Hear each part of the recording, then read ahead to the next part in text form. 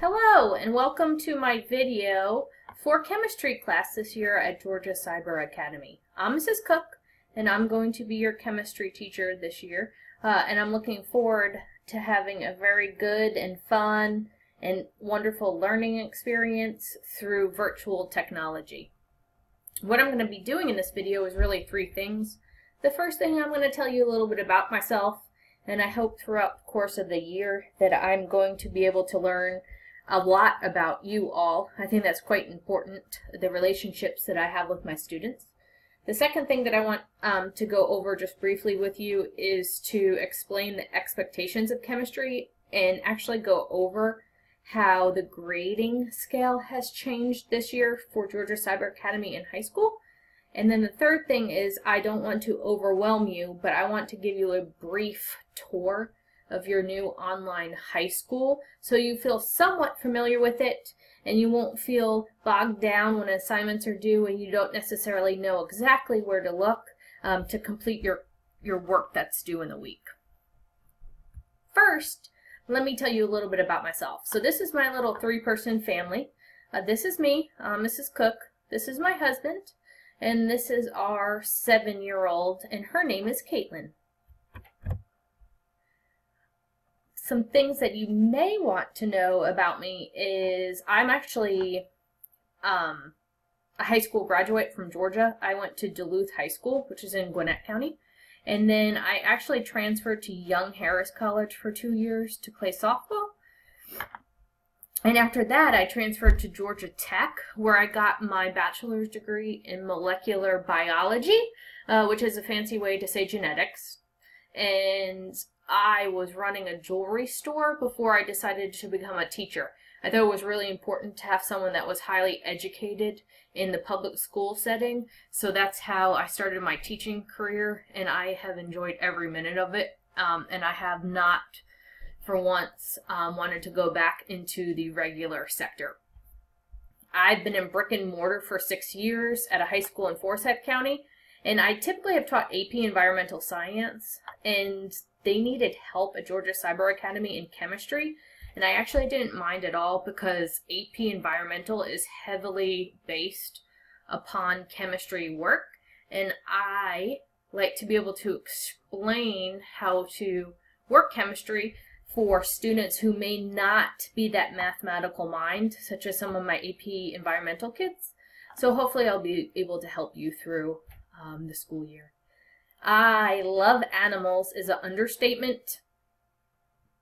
I have 17 animals right now in my house, and I try to take in all rescues. So whenever I hear that someone has a lizard or a bunny that needs a home, I'm usually in the car and picking it up to bring it to my residence. It was nice being in brick and mortar because I had all that lab space, but so now I have tanks in about every part of my home, and I have pictures of some on my next slide. I always like to give you guys a little tidbit about me too. Just know that one day you will be older and you will have a family. I actually married my high school sweetheart. We started dating when we were 15, and now we are 35, so we've actually technically been together for over half our lives, and I love the fact that I married somebody that I was dating in high school. So these are my animals. Right here, this little guy who looks oh so athletic. His name is Tux. Of course, I don't know if you can tell. It looks like he's wearing a tuxedo. My little girl always jokes that he's ready for the potty. That's what she says. It's really funny. This is his partner in crime, this tiger cat right here. His name's Sam, and they were rescues. Down on the bottom left, I like to make terrariums, like naturalistic terrariums, and I have dart frogs in them. So I don't know if you can tell right here on this vine where I'm circling, that's actually a powder blue tink dart frog, and then his buddy is right here at the top. I love dart frogs. They're fun to breed, watching the tadpoles develop, and they're also up during the day, so they're a great kind of pet to have because they're active and they're actually very low maintenance. This, next to my daughter, not the lobster, he was dinner, he's no longer around, but this is our 12-year-old Chow Chow mix. who we got from Howell Mill Humane Society in downtown Atlanta. His name's Bailey, and he's been a part of our family for longer than we've had our daughter, and we just love him dearly. This is one of my leopard geckos that I like to actually breed lizards. All my pets have to have legs. I am not a snake person, but I do highly enjoy leopard geckos. So if you're thinking about getting a lizard for a pet, they're low maintenance and they tolerate being held. So I think they make a great first lizard species along with the bearded dragon. This is the newest addition to our family. This is Butterball, who we affectionately call Bun Bun. And he actually has a new member of the family named Daisy. She needed a home. So these are miniature long-eared lops. And what's great about this is he's actually a designer bunny that no one wanted anymore. And I got him for free of charge. So it's great to kind of figure out who may be trying to rehome a pet, and you don't have to spend a fortune to get a new furry member of the family. In my free time, I'm not going to lie, I don't have much, but what I do is I make my daughter's activities a priority, and her #1 priority is horseback riding.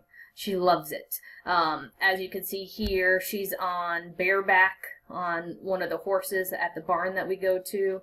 And then up here, that's actually the same horse. It's just a coincidence. That's what that happened. This horse is named Dogtown.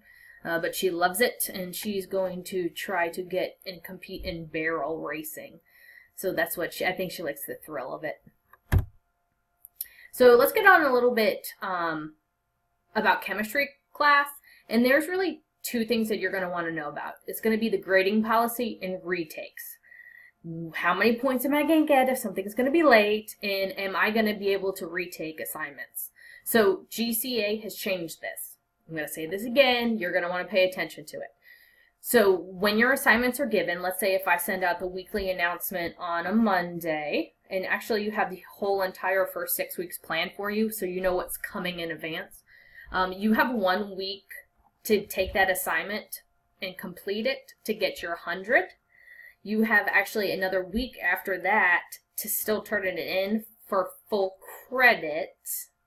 And if you do not turn it in, you are going to be getting a 50. GCA is not going to be doing zeros any longer. I actually agree with this. I will probably explain it in class, in a live class one time, on why I actually agree with not giving zeros. I do not like giving you all zeros for a homework assignment that then kills your grade. You are people. You have a family to take care of usually, brothers and sisters maybe that you're watching while your parent is at work. So I like this, and I think you will too. There's greater opportunities for you to pass a class that you didn't think that you would be able to.